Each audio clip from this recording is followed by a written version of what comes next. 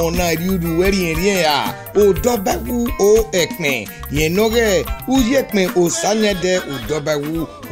Evbinbiemo la oteme inwawe na beno rienrieme na mehia suwe ai okana nuwegi betayuwe na amigolo wayaka oke no nyamo acho awoluje na to pa migolo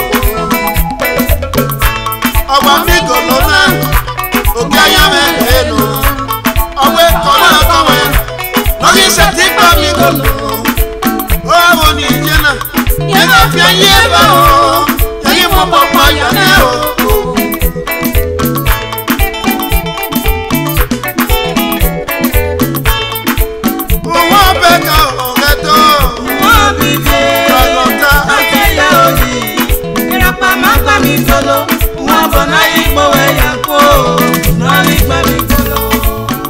you know amigolo la onu yeri opa ba me ri so e ke so pe me pe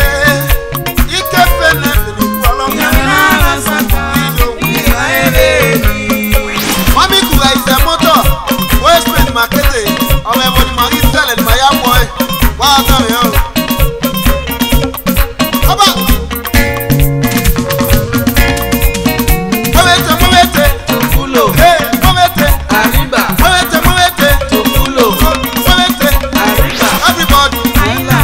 man and woman, from the one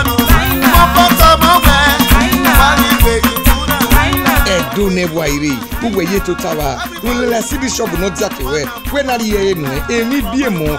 bo hia wa dani nuzegeri ogwe ye no ge Odeobaiwu.O.Ekpen Uyiekpen Osayande Odeobaiwu